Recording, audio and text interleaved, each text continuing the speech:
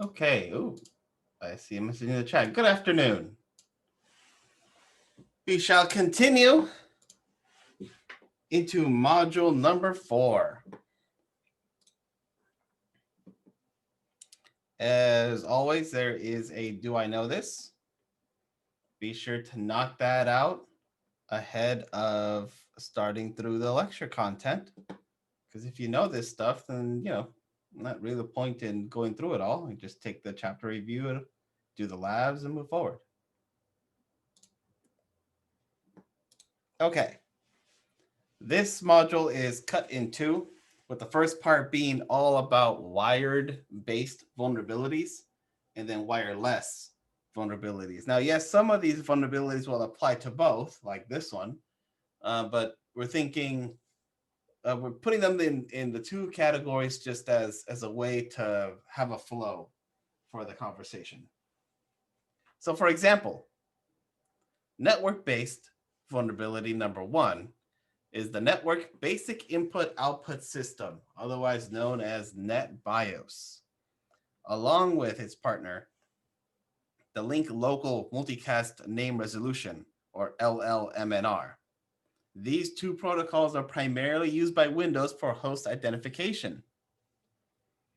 The second, LLMNR, allows hosts on the same local link to perform name resolution for other hosts. Things that you need to know. NetBIOS has 3 services: NetBIOS NS, DGM, and SSN. NS is the name service, DGM is datagram distribution service, and SSN is session service. Need to know NetBIOS has those 3 services. It also uses the following ports: TCP 135, UDP 137, UDP 138, TCP 139, and TCP 445. There are many vulnerabilities for NetBIOS, Service Message Block, or SMB, and LLMNR. For example, a lot of users never change their work group. They keep it to the standard work group.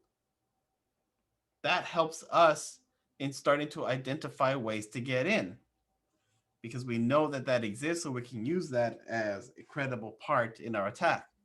Weak credentials, as always, for file and printer sharing. It is possible to spoof or poison LLMNR authoritative sources using ports like UDP 5355 and UDP 137.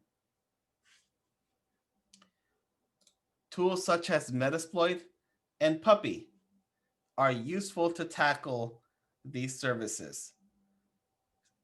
In specifically talking about SMB. SMB is a Windows historically vulnerable protocol.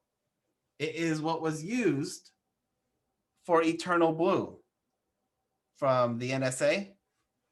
That is what led to the success of WannaCry and Netya and not Netya and all those others. Those are the ransomwares, because people had SMB facing out to the world.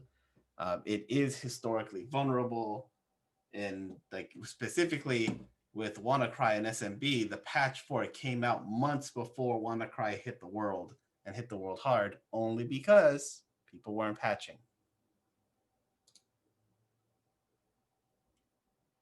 Next on our item is DNS. DNS servers should be protected. DNS servers should be regarded as a high target. Are they always secured? No, not always. So, as pen testers, your goal would be to get into the DNS server and manipulate the resolver cache through injections or corrupted DNS data, so that DNS server sends the wrong IP address to victims and redirecting them to wherever you want. Oops. Like I said, DNS servers need to be protected. Though that is critical infrastructure that should not be easily compromised. But more often than not, people will just set up the DNS server with things like Active Directory and never go in there and make some changes.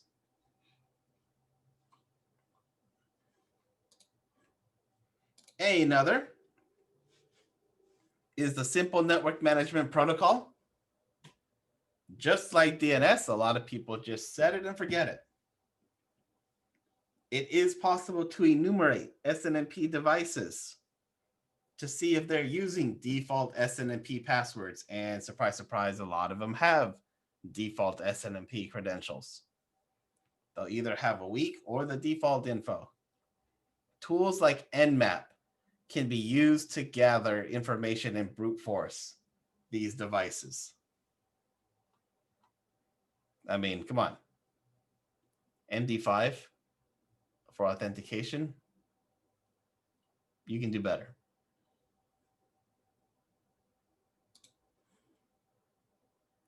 The Simple Mail Transport Protocol, another that needs to be on the list.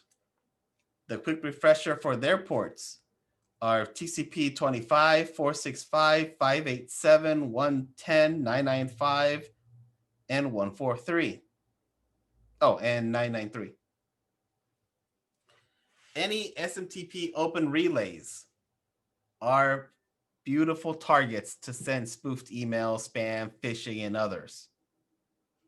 Because their job as open relays is to get whatever information comes in and blast it out to the main SMTP server so it looks like it's valid. Commands that you should be familiar with for this protocol are things like the hello, the backwards hello, the start TLS, RCPT, the receipt, data, reset, mail, quit, help, off. Verify and XPN should be disabled. And I say should because they probably won't be. So thus far, you should be familiar with NetBIOS and what ports exist. With NetBIOS, SMB, and LLMNR, what ports exist with them and their vulnerabilities. You should be well aware of how DNS works and how DNS servers work. And so you know how to secure them and or penetrate. SNMP, you should be able to use Nmap in order to gather information and possibly brute force should the device be set with a weak or default credentials. And SNMP or SMTP, sorry. Especially if there's any open relays, those are prime targets.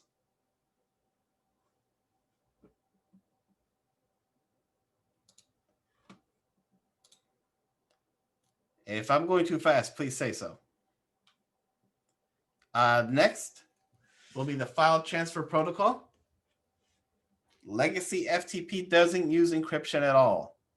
So your best practice will either be using the file transfer protocol secure, which with SSH, or the secure file transfer protocol, SFTP, with TLS, and using hashing algorithms from the SHA-2 family.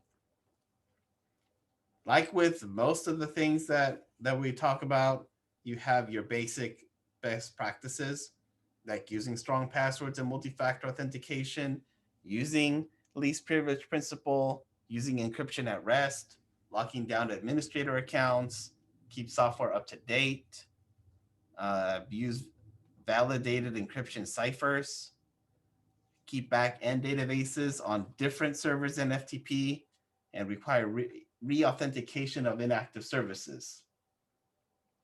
Wireshark can only extract files from FTP if they're going through in plain text.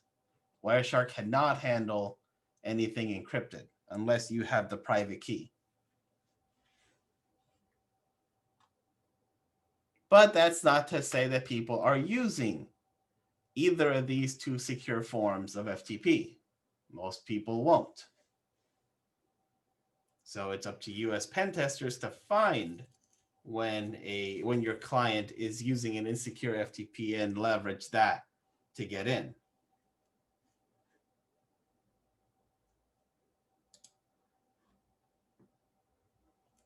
Next, we have pass the hash. Since most, if not all of Windows, FTP over SSH is the first, FTPS. Since all Windows versions store password as hashes in the SAM file, the OS doesn't necessarily know the plaintext password, but it calculates what you enter into Windows and matches it with what it has on file. It is possible to extract that hash without knowing what the password is and just use that to log into another system. Your tool of choice for this will be Mimikatz. So as an attacker, you do not need to have the plain text password. As long as you can get the hash, you can use that to log in, because Windows is stupid and it's only matching hashes. So as long as you have the right hash, it lets you in.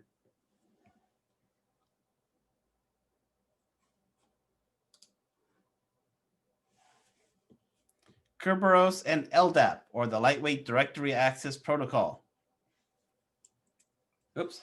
A quick recap on how the KERBEROS system works. It's a 6-step process. Oh, the system doesn't include a time code. No, it doesn't. Windows doesn't. Windows is dumb. The 6 steps for KERBEROS. Client sends a request to the authentication server within the KDC. Here's step 1. Sends the request.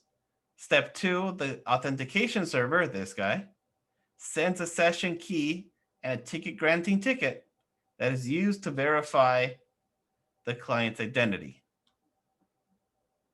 Step 3, that client sends that ticket granting ticket to the ticket granting server. Step 4, this server generates and sends a ticket back to the client. Now with that ticket from step 4, that is used to present to the server, and the server then sees that it's a legit ticket that came from here, so it grants the client access.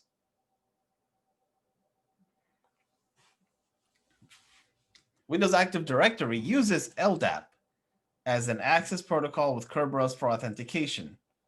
One of the most common attacks is the KERBEROS golden ticket attack, manipulating KERBEROS ticket based on available hashes from earlier. If the system is part of a domain, the attacker can use the KERBEROS TGT password hash to get the golden ticket. Your tool of choice is Empire. Similarly, there is the silver ticket, forging tickets, service tickets for a given service on a particular server, like Windows Common Internet File System, the Windows Management Instrumentation, logging on as a system account, using security identifiers, the FQDN, and the given service. So it is possible to log in as another user. It is also possible to log in as a service using the tools mentioned. These tools you should become familiar with. So I would suggest taking time to learn how to use Mimikatz, to learn how to use Empire, Nmap, and so on. These will be useful when you are out in the field.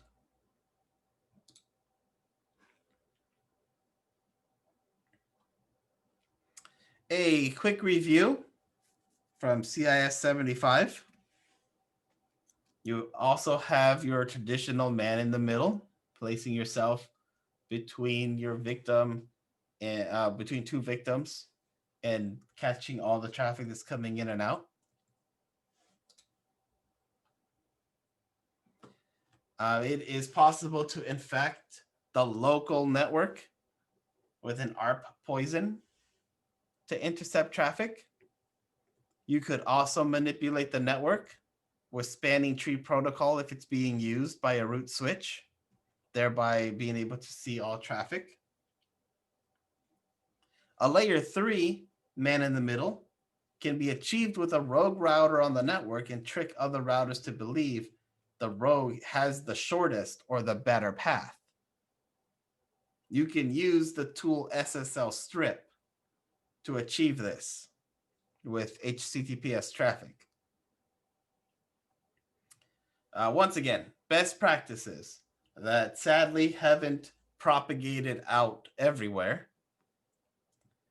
Things like selecting an unused VLAN other than one as your native VLAN for any trunks. Administratively configuring switch ports as access ports. That way a user can't negotiate a trunk or disable trunk negotiation. Limit the number of MAC addresses learned on a given port so that things like ARP poisoning doesn't work. Control spanning tree to stop users or unknown devices from manipulating BPDU guard or other features like it. Turning off the Cisco Discovery Protocol for networks that don't require it. New switches should all have ports assigned to a parking lot, quote unquote, VLAN until they're used. Using root guard, using dynamic address resolution protocol inspection, using IP source guard, DHCP snooping to prevent rogue DHCP servers, using storm control, and access control lists. These are all ways to fight man in the middle. These are all ways as pen testers that you need to overcome. With a lot of these probably not implemented, but if they are, you need to have an idea on how to overcome these.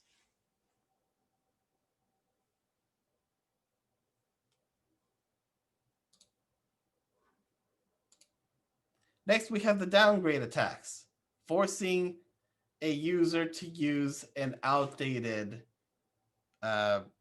protocol or outdated weak encryption. The easy way to fix this is remove the capability for devices to use weaker technologies. So something like TLS 1.2, that's not easy to man in the middle. SSL 3, that has been exposed. If you take that out, if you take TLS 1.0 and you keep to the latest 2, for example, you'll prevent your server from downgrading further into vulnerable status.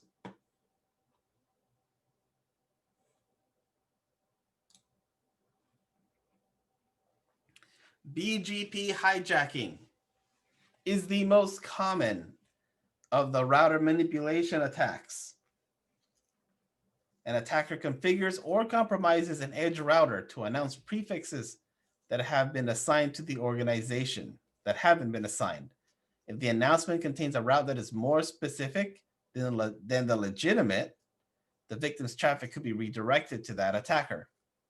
BGP is horribly insecure, yet it's being used as the backbone for the internet.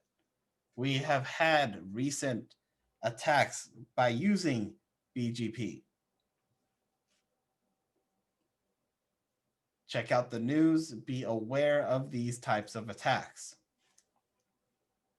They're not going away anytime soon because a lot of infrastructure still uses BGP.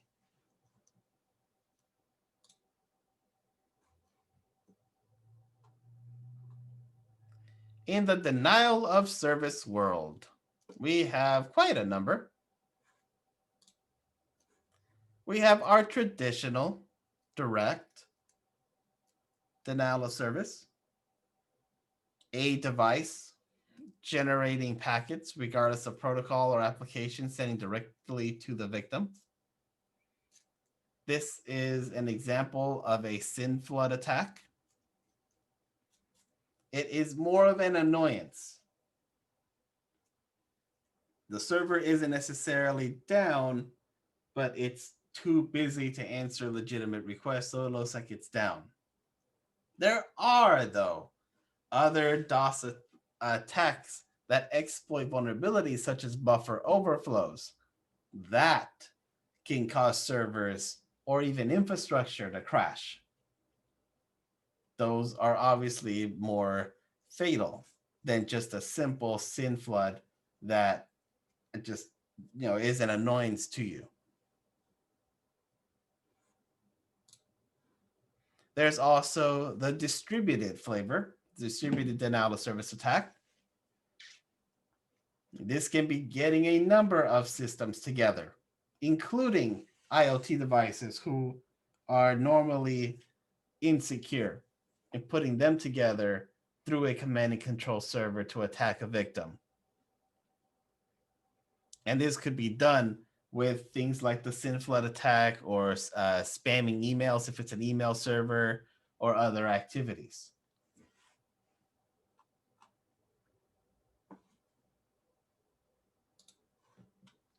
There's the sneakier reflected DDoS attack. An attacker will send a spoofed packet that appears from the victim, which causes the victim to respond to the intended target.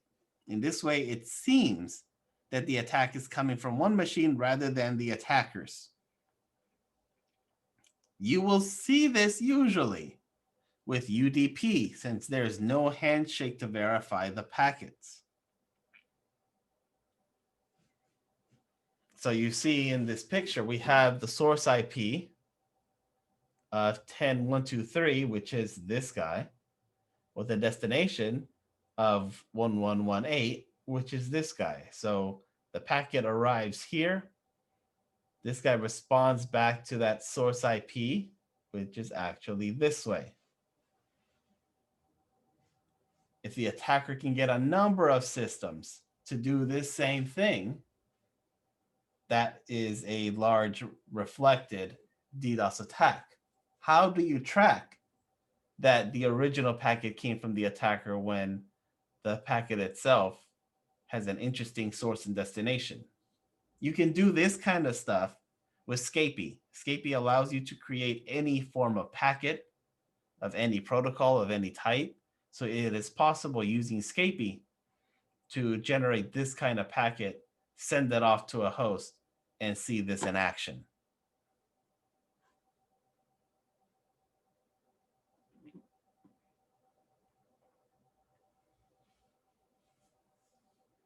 Security cameras should be connected on a different network. So the question is, should security cameras be connected via TCP so it's harder for someone to spoof the RSTP packets and blind the camera? Security cameras should all just be on a separate network, not connected out to the internet.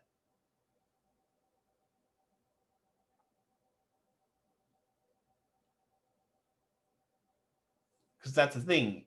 Most cameras are insecure. So their communication will just be plain text or have a very weak security.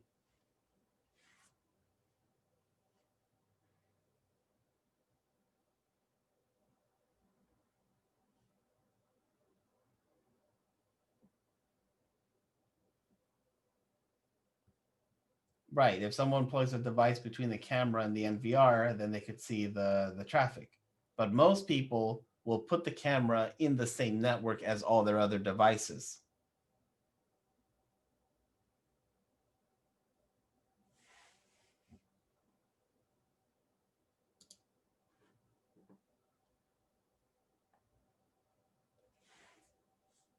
Here is another form of a DDoS: amplification. This form is a response in which the response traffic sent by the unwitting participant is larger than those initially sent by the attacker. So again, manipulating packets, the attacker sends a spoof packet of 64 bytes, and the large response comes in at 3,000, overwhelming the actual victim.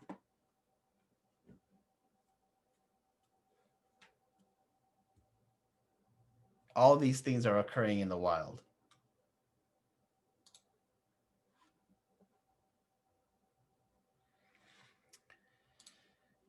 Speaking of networks, we have the network access control. The idea sounds nice. By going by the fingerprints of the devices, the MAC addresses, we can ensure that the right device is connecting to our network. But MAC addresses are very easy to spoof.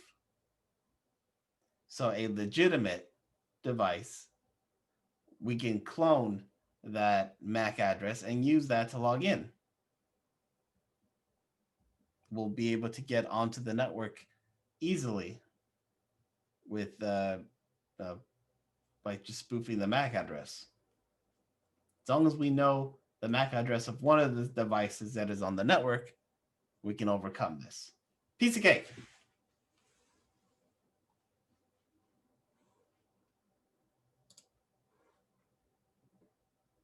It is possible to hop VLANs, which is why I suggested earlier with the cameras to be on a whole separate network, because it is possible to hop VLANs. It occurs through two methods, switch spoofing and double tagging. In switch spoofing, an attack imitates a trunking switch by sending the respective VLAN tag and the specific trunking protocols. Once again, the best practice against this is similar to ARP poisoning.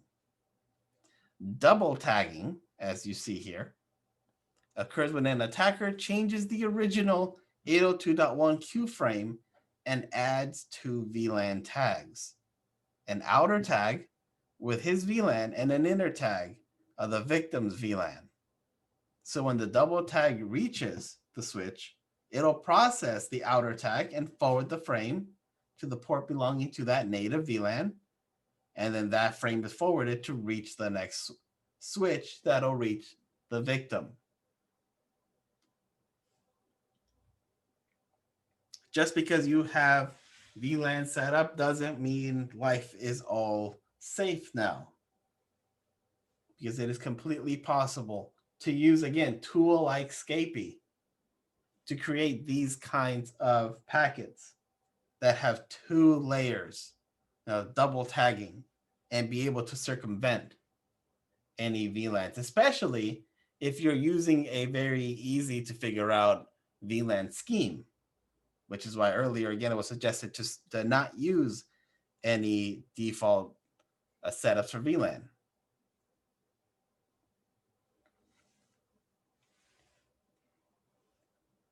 This is pretty common, that the main axis is VLAN 1 and another VLAN is a even number like 10. Any of the multiples of 10 tend to be used, like 10, 20, 30, 100. It's not rocket science to figure that out, unless you use odd numbers, numbers that are not commonly used for VLANs.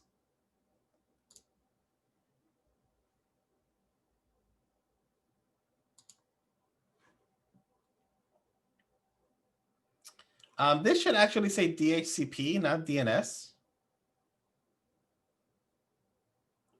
Yes, the security through obscurity has been debunked.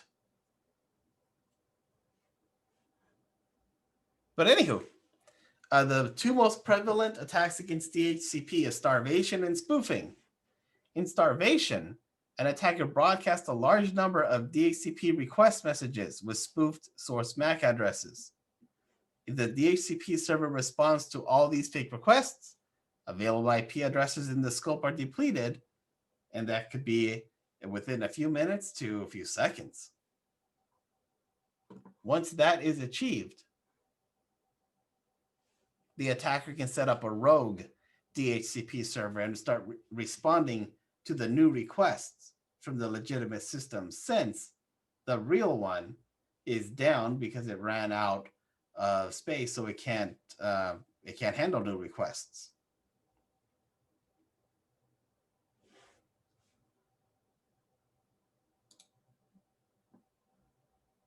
Any questions so far?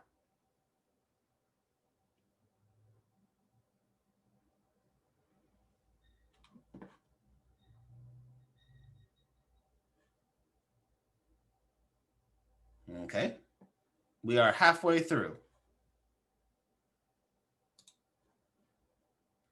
Moving on to wireless. Your first item that you need to watch out for is rogue access points. The most simplistic of the wireless-based attacks. An attacker installs a rogue access point in your network to fool users to connect to that access point, creating a backdoor and obtaining access to the network and its systems. So you have your legitimate AP, your legitimate SSID, and then somebody else sets up another one nearby and gets your users to connect to it, thus circumventing everything that you've set up. This is successful because in comparison to wireless can be anywhere. Your network boundary is really a blur with wireless. With wired, it is very straightforward. As long as you're connected to the wire, you're in. Otherwise, you're not. But with wireless, you can be outside the building. You could be in the parking lot. You could be on the street. And with a sensitive enough antenna, be able to connect or trick others to connect. As in the case with an evil twin. An evil twin is configured exactly as the existing network. The attacker then uses DNS spoofing to redirect victims into a cloned captive portal or a website, and through that inject malware and collect credentials. Some ways that you can figure this out are with packet filtering, cryptographic protocols, spoofing detections, to see if and when things like this are happening. And I keep doing that when I want to go down here in my notes. There's deauthentication. Attackers can use legitimate wireless clients to deauthenticate from legitimate APs on wireless routers, and then either perform a denial of service condition or make those clients connect to an evil twin. One way to avoid this is 802.11w standard for the management frame protection feature. Tools to watch out for in this realm are things like the Ponagachi and the Flipper. These two are built to deauthenticate legitimate users and watch the traffic as they reconnect and gather enough of that information to figure out the SSID passwords to get in.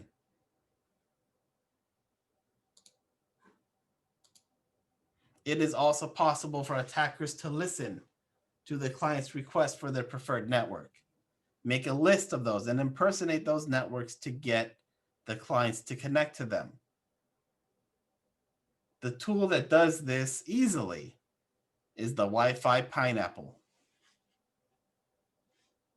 This is why a best practice is when you leave your home, when you are out and about, you turn off Wi-Fi on your phone.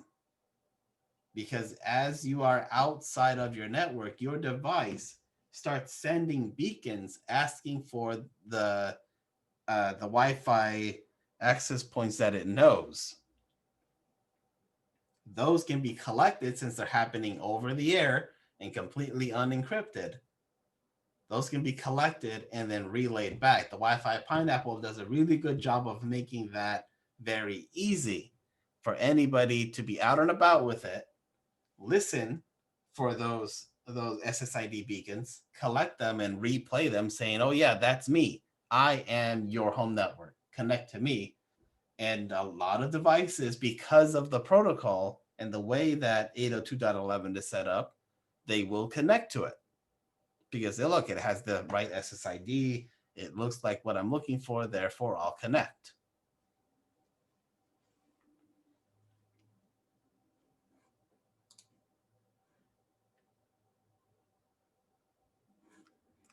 There's also, oh, yeah. So speaking of wireless, we have WEP, WPA, and WPA2. WEP should not be used anywhere. I don't know of anybody who's using it, and if you know of anybody who's using it, tell them to stop. It has been broken for quite some time. This technology is obsolete and should be avoided at all costs.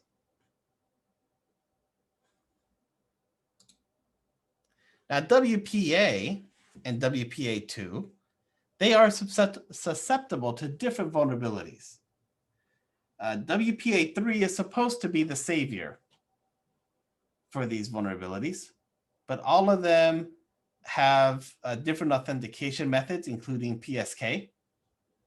WPA is not susceptible to the IV attacks that affect WEP, which were in WEP, you would take the IVs that are coming out, the initialization vectors that are coming out from a device, from two devices, and you put them together. You get enough of them together to figure out the code, to not figure out the code, but figure out the password.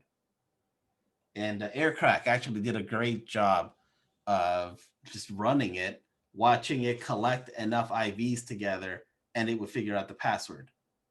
WPA isn't susceptible to that, but it is possible to capture the four-way handshake between a client, a station, and the access point, and to collect that info to break it. Aircrack NG can still get through the WPA four-way handshake. Here you kind of see the way that it is done.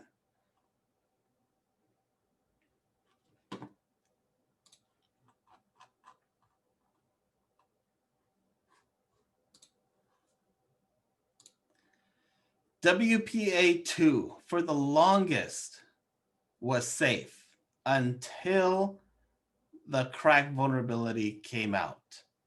It broke WPA2 and caused quite the ripple effect across the world. As of right now, if you have WPA2 on your wireless network, you are not fully secure because this vulnerability, crack, works. The key reinstallation attack. It basically, during the four-way handshake, it changes the key to all zeros, rendering the communication in plain text. This is why we're all waiting for devices to come out with WPA3, which also means if you have a laptop, you'll need to buy a new laptop because since when has wireless cards been modular? Especially in modern laptops, everything's all soldered on together.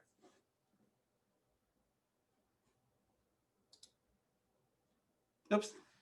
There's also a few others in that realm, like the Karma attack, which is Karma attacks radio machines automatically. It's a man in the middle for rogue APs. There's also the fragmentation attack that was used against WEP, which again, shouldn't be using WEP to begin with. And there's also credential harvesting. That can be through phishing attacks, impersonating access points, using captive portals like MageCart, or using websites to get information out. Firmware updates have helped, but not every device gets firmware updates. There's a lot of prosumer devices that don't get updated anymore.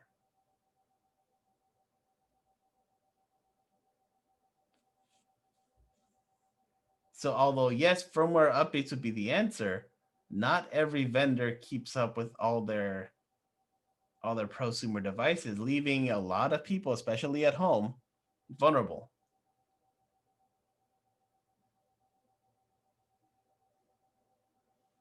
I don't know if something like Intel will update for WPA3. I mean, the last time that we got an update from WPA to WPA2, you had to get a new card.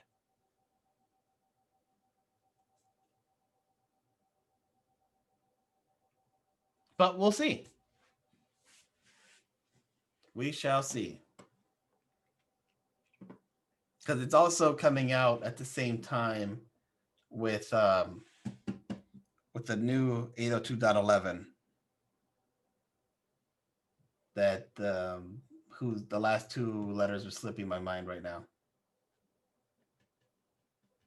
Yes, APs do get firmware updates, but only for a limited time. Just like any other device that we have. They're only supported for so long before they switch over, and because they have a new product, because again, they need to make money. And if companies sold you one device that could always update, they're not going to make money off of that.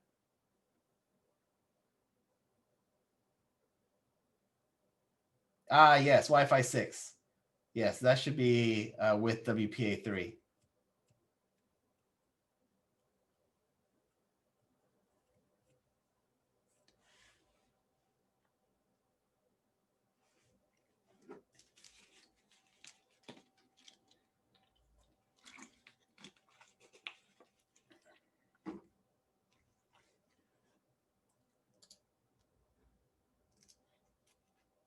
Good questions. In the world of Bluetooth, similar rules apply. If you are not using Bluetooth, turn it off. Your two main items in for Bluetooth would be bluejacking and BLUESNARFIng. Bluejacking comprises of attackers sending unsolicited spam messages to a victim over Bluetooth. So kind of like DOS, that it's more of an annoyance. BLUESNARFIng is the attack to steal information rather than spam messages. For that, you need tools like the BLUESNARFer. And of course, you need a device that has Bluetooth and can transmit manipulated packets.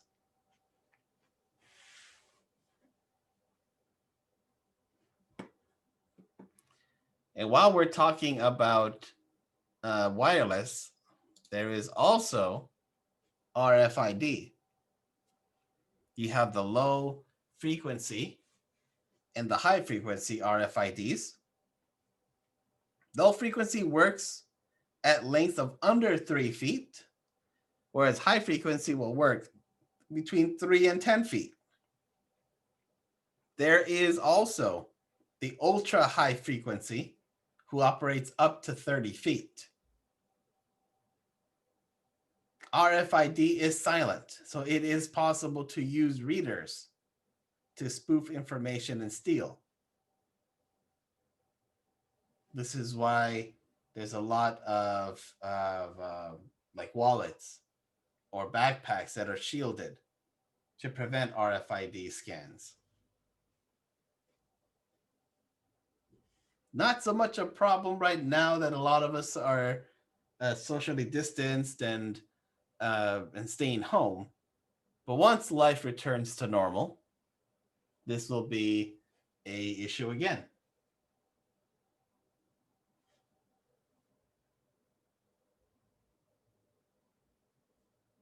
That sounds like RFID. If a card has to come within range and is red, it might be RFID.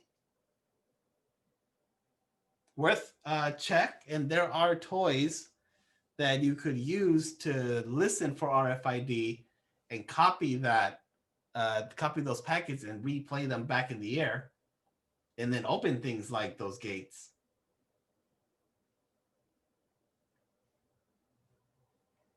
Unfortunately, we are not in person. Otherwise, I actually have two of those sets where you could go out and about and listen for an RFID signal, copy it, and be able to replay it back to things like open doors.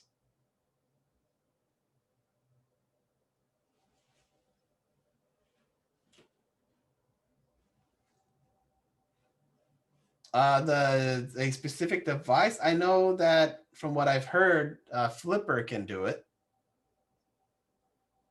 And Flipper is actually supposed to be able to do a number of devices with add-ons.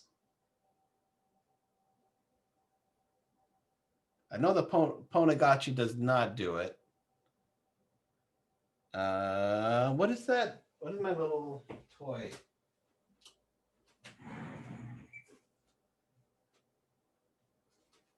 Where is it?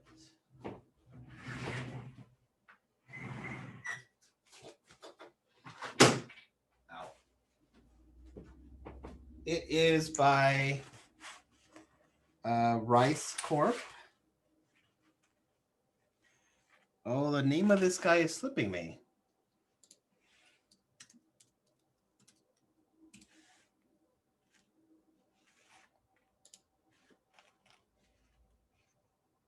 Oh, the Proxmark Pro. There it is.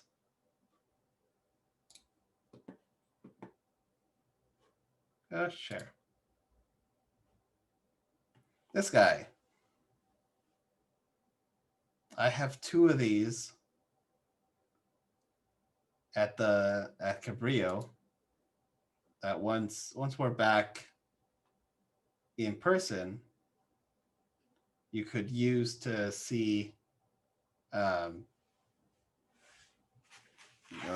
if you see any RFID, you're able to replicate. And it can handle both the low frequency and high frequencies.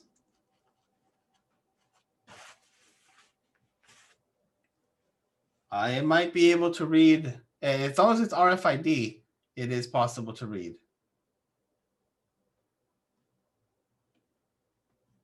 It's a pretty awesome tool. I have played with it, tested it out. It works on the college. And it also handles NFC.